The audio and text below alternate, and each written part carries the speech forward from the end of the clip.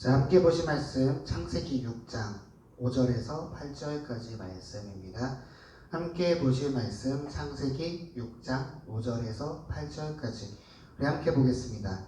여호와께서 사람의 죄악이 세상에 관영함과 그 마음의 생각의 모든 계획이 항상 악한 뿐임을 보시고 땅 위에 사람 지으셨으면 한탄하사 마음에 근심하시고 가라사대 나의 창조한 사람을 내가 지면에서 쓸어버리되 사람으로부터 육축과 기는 것과 공중의 새까지 그리하리니 이는 내가 그것을 지었음에 한탄함이니라 하시니라. 그러나 노아는 여호와께 은혜를 입었더라. 아멘. 함께 기도하겠습니다. 하나님 감사합니다. 우리가 함께 이렇게 예배하며 나아갑니다. 각자 있는 자리 가운데 영상을 통해 예배하는 가운데 주님 동일하게 역사해 주시옵시고 우리가 정말로 하나님을 향한 그 마음을 놓치지 아니하고 청년의 때에 하나님께 나아가는 그 마음이 흐트러지지 아니하도록 붙들어 주시옵소서. 세상 가운데 적응해 살아가는 그 시작을 하는 시기에 세상은 우리에게 많은 것을 유혹하며 많은 것을 바라보게 하고 하나님 향한 그 마음을 놓치게 합니다. 하나님께서 우리 가운데 은혜 베푸사 그러한 상황 속에서도 하나님 붙들고 나아가는 그 마음을 놓치지 아니하도록 은혜 베풀어 주시옵소서. 감사드리며 예수님의 이름으로 기도드립니다. 아멘. 자, 우리 지난주에 함께 말씀 나눴던 내용은 창세기 1장을 통하여서 하나님의 소명, 우리를 향한 부르심은 단순하게 하나님 앞에 구원받아서 그 구원받은 자로서 천국에 가라 이 얘기가 아니라 이 땅을 다스리고 경작하며 하나님의 뜻대로 이루어지는 하나님의 나라를 만들어라 이런 이야기임을 함께 살펴봤어요. 자, 오늘은 소명 그 두 번째, 하나님께서 사람을 부르실 때 어떠한 기준으로 부르시고 어떻게 부르시는지 그 부르심을 입은 자들은 어떠하게 나아가야 하는지를 우리 함께 살펴보도록 하겠습니다. 자, 노아의 때는 하나님께서 이제 사람을 창조하시고 창세기 3장에 보면 아담을 통하여서 이 땅에 죄악이 들어와요. 우리 그때 함께 살펴봤지만 하나님께서 이 땅에 모든 권한을 주십니다. 하지만 아담에게 분명히 너희가 자발적인 너희의 의지에 따라 통치하는 사람이 아니라 하나님의 뜻대로 하나님의 대리자로서 대리통치자, 즉 어떤 면에서는 대리자, 대신 통치하는 사람으로서 살아가는 기준으로서 선악과를 주십니다. 즉 너희가 그 모든 것은 마음대로 해도 되지만 너희가 분명히 지켜야 하는 선, 하나님께서는 선악을 결정하시는 분이고 사람은 그 기준에 따라서 선악의 영향을 받는 하나님의 피조물임을 분명히 선을 그었던 선악과를 따먹습니다. 3장에 근거하면 사단이 뱀으로 사람에 나타나서 뭐라고 유혹하냐면요, 너희가 하나님과 같아질 것이다 라고 유혹을 해요. 그리고 그 유혹에 하와는 넘어갑니다. 그리고 그 하와는 그것을 따먹고 아담에게 주되 아담도 바라보기에 먹음직스럽다 라고 생각하면 그걸 따먹게 돼요. 결국에 이들을 통하여서 하나님의 뜻대로 이 땅을 통치해야 했던 대리통치자 사람 가운데 내 의지대로 살아가고자 하는 죄악이 들어오게 됩니다. 그로부터 시간이 흐른 이후에 노아의 때에 이뤘을 때 우리 한번 6장 1절에서 2절까지 어떠한 상황이었는지 함께 살펴보겠습니다. 6장 1절에서 2절까지 함께 보겠습니다. 사람이 땅에 번성하기 시작할 때에 그들에게서 딸들이 나니 하나님의 아들들이 사람의 딸들의 아름다움을 보고 자기들의 좋아하는 모든 자로 아내를 삼는지라. 아멘. 2절에 보면은 이 사람들이 슬슬 자기 눈에 좋은 대로 아내를 선택하는, 즉 자기 눈에 좋은 것, 하나님께서 말씀하시는 대로가 아니라 내 눈에 좋은 것을 따라가기 시작하였음을 이야기하고 있습니다. 이에 하나님께서 3절에서 나의 실이 영원히 사람과 함께하지 아니하리니 이는 그들의 육체가 됨이라. 그러나 그들의 날은 120년이 되리라 하시니라 라고 말씀하세요. 무슨 말이에요?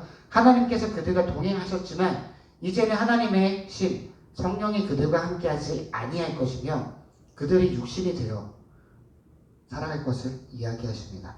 그 결과 5절에 6장 5절 함께 보겠습니다. 여호와께서 사람의 죄악이 세상에 관영함과 그 마음의 생각의 모든 계획이 항상 악할 뿐임을 보시고. 아멘. 결국에 6장 5절, 즉 노아의 때에 이르렀을 때 그 사람들 속에는 하나님의 뜻을 구하고 하나님 안에 은혜 받아서 살아가겠다라는 하나님의 대리 통치자로서의 인식은 사라지고 그들 가운데 악함만이 가득하고 그들 가운데 자신의 생각대로 그 마음의 악한 계획대로 살아가는 삶이 되었음을 이야기하고 있습니다. 결국에 하나님께서는 6절에서 7절까지 함께 보겠습니다. 땅 위에 사람 지으셨음에 한탄하사 마음에 근심하시고 가라사대 나의 창조한 사람을 내가 지면에서 쓸어버리되 사람으로부터 육축과 기는 것과 공중의 새까지 그리하리니 이는 내가 그것을 지었음에 한탄함이니라 하시니라. 아멘. 결국에 하나님께서는 그들을 지었음을 한탄하시고 이 땅 가운데 사람을 쓸어버리기를 결정하세요. 자, 그러면 어떻게 하면 돼요? 깔끔하게 우리 마치 게임하다가 핸드폰 게임하다가 망했어요. 육성 게임 막 돌리면서 이제 뭐 한참 하고 있는데 망한 것 같아요. 어떻게 하면 돼요?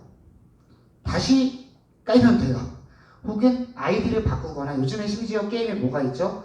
초기화 버튼이 있어요. 어떻게 하면 돼요? 초기화 시키면 됩니다. 자, 또 여러분 핸드폰이 소위 에러가 나요. 고장이 난 것 같아요. 잘 안 돌아가요. 가장 먼저 뭐 해보죠? 깔끔하게 전원 버튼 꾹 누르다가 꺼지면 다시 꾹 눌러 킵니다. 하나님의 입장에서 사람을 다시 창조하시는 것은 이런 개념이에요. 어떻게 하면 돼요?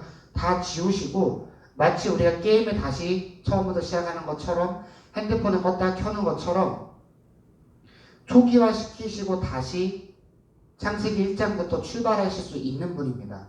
하나님께서 세상을 한 번 창조할 능력밖에 없으셔서 더 이상 내가 창조할 수 없으니까 용서할 수밖에 없다 이런 분이 아니라는 거예요. 사람을 창조하실 때 흙으로 빚고 생기를 불어 넣으셨고 그 외의 모든 만물은 말씀으로 지으십니다. 그런 하나님께서 이들을 모두 쓸어버리기를 결정하세요. 하지만 우리 8절 볼까요? 8절. 그러나 노아는 여호와께 은혜를 입었더라라고 이야기합니다.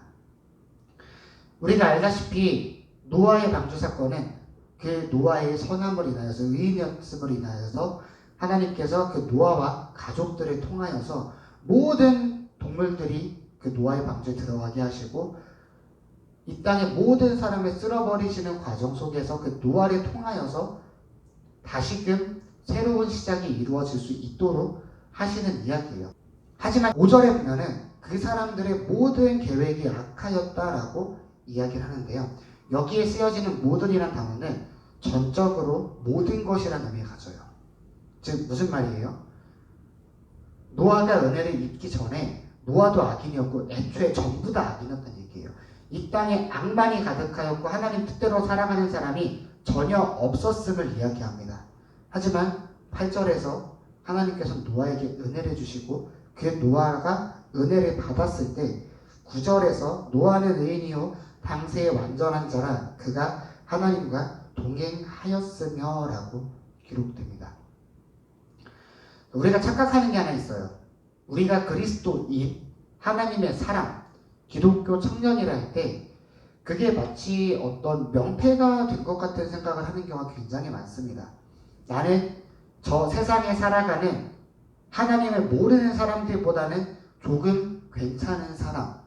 나는 하나님을 모르는 그 사람들보다는 조금 선한 사람.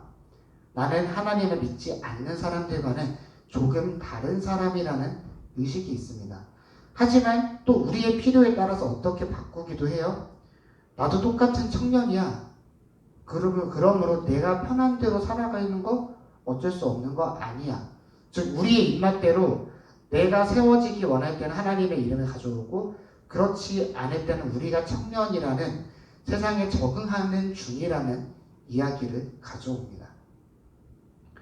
하지만 사실 우리가 하나님 앞에서 은혜 받아 살아가는 것은 오늘 노아의 이야기, 즉 8절에서 하나님께서 노아에게 은혜를 주셨다는 그 이야기와 동일하게 하나님께서 저와 여러분들에게 은혜를 주셨기 때문에 우리가 지금 하나님의 자녀라는 명칭으로 살아갈 수 있음을 창세기 6장에서 분명히 보여주고 있어요.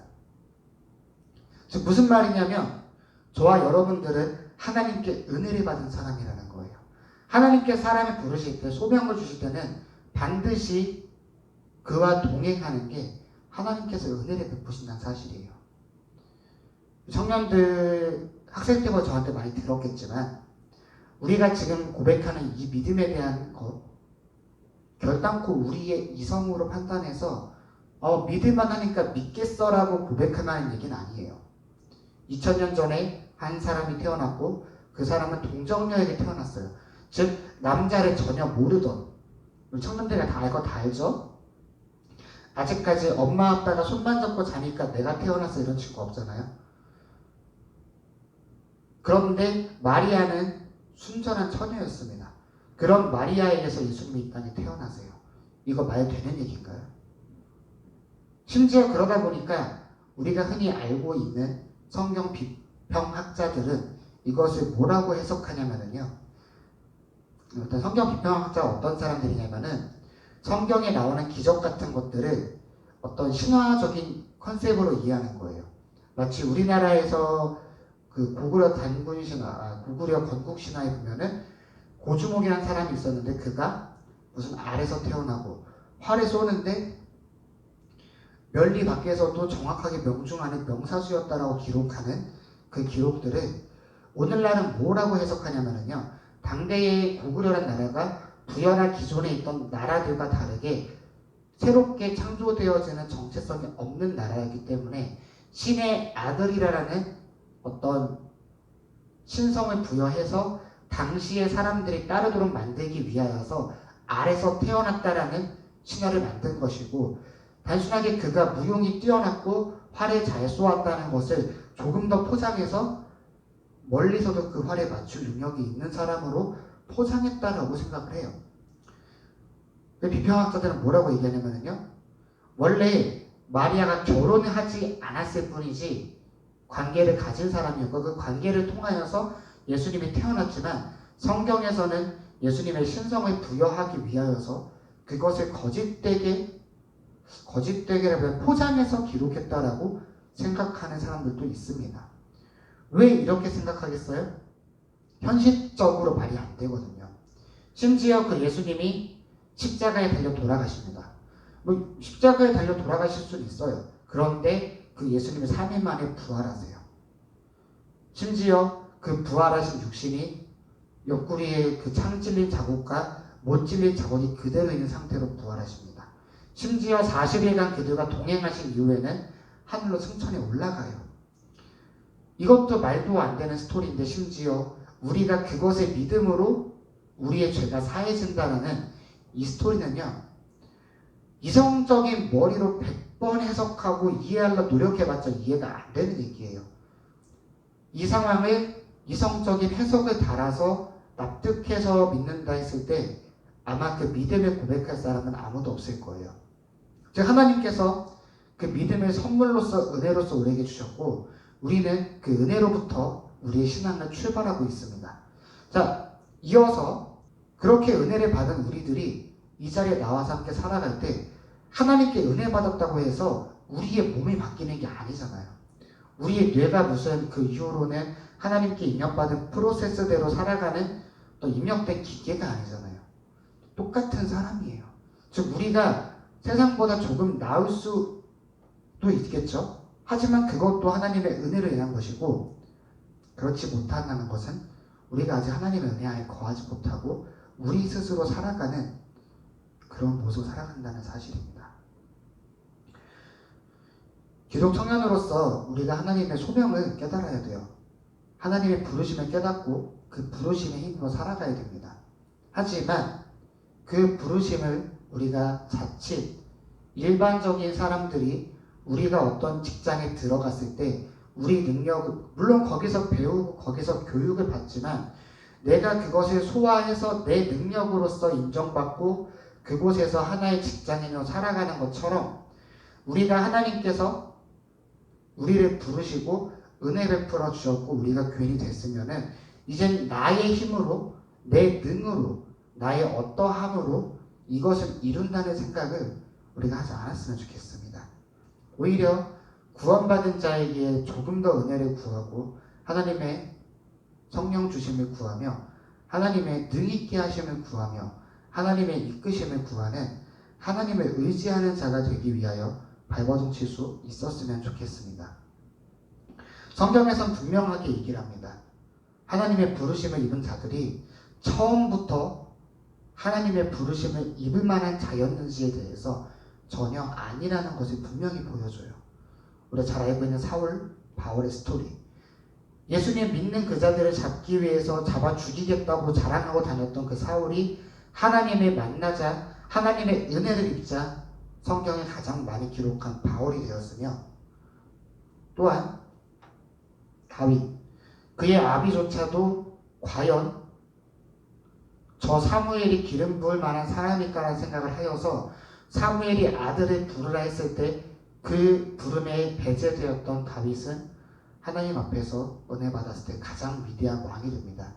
모세는요, 그 동족들이 히브리인들을 애굽 사람에게서 구원하겠다고 돌로 해서 그 애굽 사람을 쳐 죽입니다. 하지만 정작 모세가 경험한 것은 자신이 구원하고자 했던, 돕고자 했던 히브리인들이 자신을 배척하는 모습이었고, 그것이 두려웠고 그것에 배신감을 느낀 모세는 도망가서 미디안에 살아갑니다. 심지어 바로를 두려워하여서 내 목숨을 잃을까 두려워하여 도망간 게 모세였어요. 하지만 출애굽기 3장에서 하나님의 모세는 만나게 되고, 그 하나님께서는 모세가 그들을 이끌 만한 능이 있는 자로 키우시고 성장시키시며, 심지어 하나님을 온전하게 믿지 못하고 아직까지 두려워하는 모세 앞에 하나님의 능을 보이시며 모세로 하여금 하나님을 믿게 하세요. 우리가 하나님 앞에서 하나님의 부르심을 입은 자로서 이 자리에 앉아 있습니다. 함께 예배하고 있고요. 교회 다니는 청년, 기독교 청년이라는 명찰을 달고 있고요. 그리고 또한 세상 가운데 사람들 앞에 나는 교회 다니는 사람이다 라고 얘기를 하며 나아갑니다. 우리에게 무언가 필요가 있을 때 하나님 앞에 기도하며 하나님의 은혜를 구하고요. 또한 우리는 창세기 1장에서 말씀하신 이 땅을 다스리고 경작하며 하나님 뜻대로 나아가도록 이끌어야 되는 소명을 가진 자들입니다. 하지만 우리가 우리의 힘으로, 우리의 능으로, 우리의 생각으로, 우리 시선에 옳은 대로 하나님의 일을 하고자 하기 시작할 때 우리는 창세기 3장에서의 아담과 다르지 않은 모습이 되어버려요. 선택권은 항상 하나님 앞에 있습니다. 결정권과 그것을 이끌어 가시는 힘을 주시는 분은 하나님이세요. 하나님은 그 부르신 자들에게 그 부르심을 감당할 수 있는 은혜를 주시고 그 은혜를 통하여서 일하도록 하십니다. 이어지는 6장 많은 이야기들을 보면은 광주가 엄청나게 커요. 이제 하나님께서 노아에게 방주를 지으라 하시고 그 광주를 짓는 과정 속에서 성경학자들이 이것의 사이즈를 대충 분석했을 때 월드컵 경기장이 한 4개 정도가 들어가는 크기라고 해요. 엄청 크죠? 대박 커요. 근데 문제가 있습니다. 그 배에 문을 닫아야 되잖아요. 애초에 배를 딱 만들 때 문 하나 없이 들어갈 입구 없이 완전 동그랗게 만들면 뭐가 문제예요? 그 높은 곳까지 동물들이 어떻게 올라가요? 즉 동물들이 들어갈 입구를 만들어야 되는데 그 입구로 뭐가 지나가야 돼요? 기린도 지나가야 돼요. 코뿔소 별로 안 크죠? 뭐 하마, 코끼리 이런 등치 큰 동물들이 지나가야 되는 입구예요. 그럼 그 배의 내부의 문이 얼마나 큰지 감이 오시죠? 자, 그런데 이 문을 닫아야 되잖아요. 물론 애초에 이 배를 짓는 과정 자체도 사실은 사람의 힘으로 당시 기술로는 지을 수가 없어요. 처음에 밑바닥에 나무 까는 거야 조그만하게 잘라서 여러 개 많이 계속 붙이면 되겠지만 역청 같은 거 칠하면 되겠지만 문제는 뭐예요? 위까지 올려야 되잖아요. 올라가는 게 쉬울까요? 당시의 기술로서 그게 가능했을까요? 피라미드를 짓기 위해서 수십만 명이 동원되던 그 시절에 요즘처럼 무슨 기계 하나 딱 갖다 놓고서는 쫙 버튼 누르고 레버 딱 당기면은 기계가 대신 들어주는 시대가 아닌 그 시절에는 방주를 짓는 과정, 방주의 문을 닫는 그 모든 과정들은 사람의 힘으로 할 수 없는 것들이었습니다. 즉 하나님께서는 노아와 함께 하시며 그 방주가 지어지는 과정 가운데 동행하세요. 심지어 예전에 한번 다임 목사님께서 전하셨던 내용인데요. 이 방주라는 게, 배라는 게 부력을 통해 뜨잖아요. 근데 많은 학자들이 이 방주의 형태를 분석했을 때 이 방주는 물 위에 뜰 수 없는 구조예요. 근데 어떡하죠? 심지어 그 배 안에 뭐가 들어가요? 아까 말했듯이 코뿔소, 하마, 코끼리, 돼지, 엄청난 하중을 가진 동물들이 무더기로 들어간 배예요. 그냥 나무로 만들어서 이렇게 대충 띄우는 게 아니라 그 배 안에는 엄청나게 무거운 동물들이 가득가득 채워진 배였습니다. 즉 이것이 물에 뜨게 하신 분도 하나님이라는 거예요. 심지어 이 배에는 키가 없어요. 키라는 게 뭐냐면 배를 조정하는 거예요. 자, 이 배는 산 위에 져 있습니다. 이 배가 뜨기 시작하는 시점부터 뭐가 문제가 될까요? 주변에 있는 산들의 봉우리들, 거의 다 암초가 돼버려요. 이 배가 그 암초들을 피할 수 있는 어떤 키라든가 이런 게 전혀 만들어지지 않은 그냥 통짜배예요. 통짜배. 무슨 말이에요? 이 배가 물 위에 떠 있는 그 모든 과정 시간 속에서도 하나님께서 이 노아가 있는 그 배를 보호하셨음을 성경은 우리에게 보여주고 있습니다. 하나님께 은혜 받은 자들은 이 능을 힘으로 살아가야 돼요. 그리스도인들은 하나님의 그 능을 의지하며 살아가야 합니다. 하나님의 부르심은 그냥 단순하게 마치 직장에서 자 도장 꽝 찍었기 때문에 당신은 우리의 이력서를 쓰고 면접을 본 다음에 최종적으로 인사팀에서 합의를 해서 이 사람 괜찮네요 뽑아 쓰기로 하죠 라고 하는 과정만 회사에서 책임을 져주고 그 회사에 들어간 이후에 내가 인정받고 회사 생활 잘하고 승진하는 그 모든 과정은 내가 스스로 노력해서 이루어야 되는 사회와 같은 모습이 아니라는 거예요. 하나님께서는 우리를 최초에 부르실 때 은혜 베푸심으로 믿음을 주시고 하나님의 자녀 삼으십니다. 그리고 그 이후에 우리가 사람으로서 하나님의 자녀가 되고 하나님의 뜻을 이루어 나아가는 그 모든 과정 동안에도 하나님의 은혜로서 힘을 주시고 하나님의 선물로서 하나님의 이끄심으로써 이끌어 나아가심을 모세를 부르시는 과정을 통하여 우리 살펴볼 수 있습니다. 우리가 자랑하지 아니하였으면 좋겠습니다. 또한 두렵거나 주저앉지 않았으면 좋겠습니다. 또한 주변의 다른 청년들을 향하여서 손가락질하지도 않았으면 좋겠습니다. 누군가가 잘못된 모습을 보인다면 기도하세요. 어떻게 해요? 그 은혜를 누리게 하여 주시옵소서라 기도하며 그가 더 하나님을 깊이 경험하며 하나님의 은혜로 인하여서 하나님의 사람이 될 수 있도록 우리 함께 기도할 수 있었으면 좋겠습니다. 또한 내 스스로가 하나님 앞에 온전하지 못하다면 더욱더 기도에 매진하며 하나님의 뜻을 구하였으면 좋겠어요. 우리가 하나님의 은혜로 인하여서 내 시선에 좋은 것을 벗어나 하나님의 시선에 좋은 것을 따라가는 하나님의 자녀가 되는 그 부르심의 그 소명에 응하는 자가 되기 위하여서 우리 함께 서로 기도하며 동역하며 함께 나아가는 청년부가 될 수 있었으면 좋겠습니다. 말씀 맺으면서 광고 하나 하도록 할게요. 이제 8월 19일부로 수도권에 있는 모든 교회 예배들이 이제 온라인으로 드려지도록 명령이 떨어졌어요. 그래서 우리 이청년부도 이렇게 영상을 통해서 함께 예배를 드리고 있습니다. 사실 이게 어느 정도 길어질지 잘 모르겠어요. 예전에 우리가 2부 순서를 온라인을 통해 하자고 결정하고 다 준비해서 오늘부터 합시다 하려 했더니 어떻게 됐죠? 다시 우리가 소그룹 모임이 금지가 해제돼서 함께 모이게 됐잖아요. 사실 그래서 저도 지금 어떠한 계획을 세워서 진행하기가 조금 조심스러워요. 이게 2주밖에 안 갈 수도 있고 장기적으로 이어질 수 있는 상황이다 보니까 우리 함께 오늘 예배로 드렸고요. 좀 장기적인 계획을 세워서 그것을 해나가기보다는 한 주 한 주별로 계속해서 우리 함께 고민해보고 조금 더 우리가 이제 이런 온라인으로 하는 시기 때 누릴 수 있는 것을 누릴 수 있도록 함께 고민해봤으면 좋겠고요. 혹시나 건의하고 싶은 내용이 있는 이청들 저한테 편하게 연락을 주시고요.